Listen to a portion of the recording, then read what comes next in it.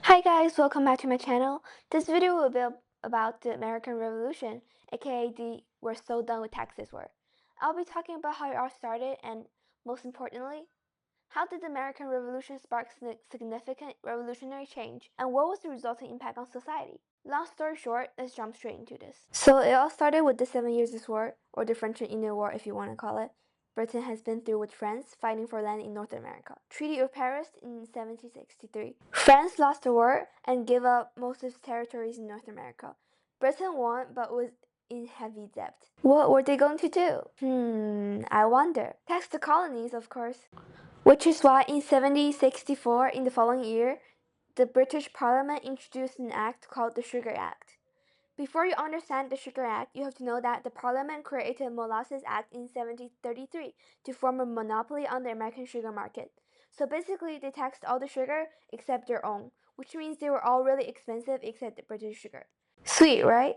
However, this did not work as they expected to be because people could easily get around it by smuggling and bribing the customs officials. Which is why they introduced the Sugar Act in 1764.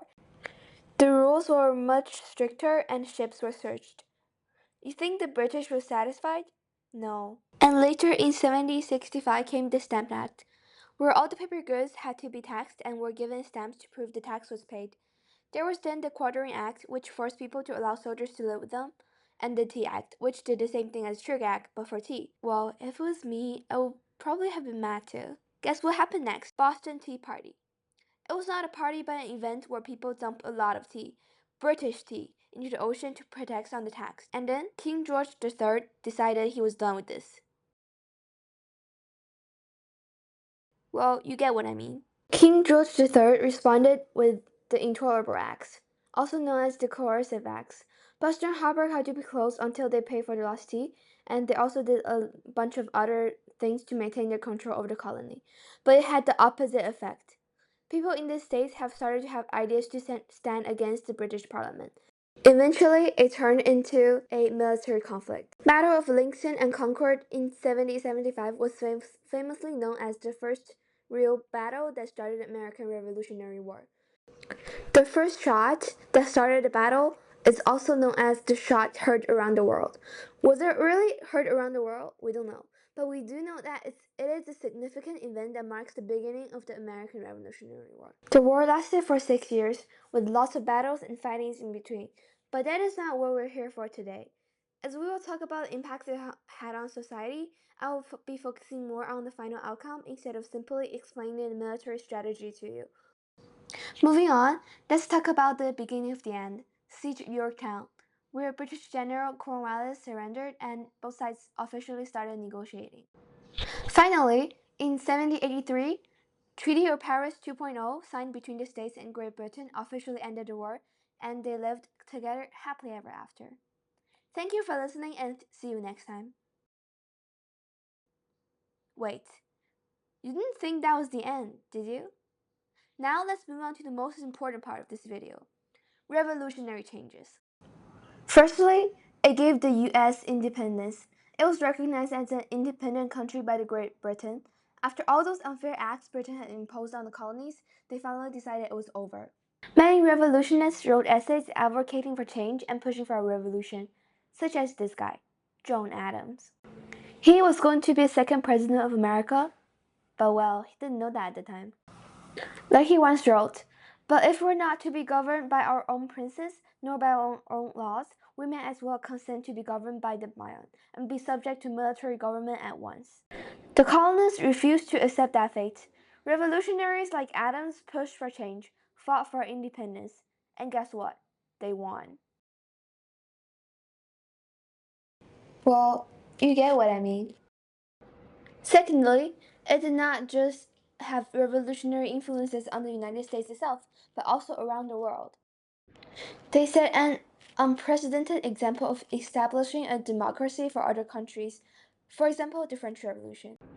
The French were not happy with their king, who also taxed them, that they could not even afford bread. Hey, did you hear about Americans? They fought against their king in the parliament. What? You could do that? How about we do that too? Well, you know what happened next. Thirdly, it changed people's view on society. They have already experienced tyranny, so people want to avoid the same thing from happening again.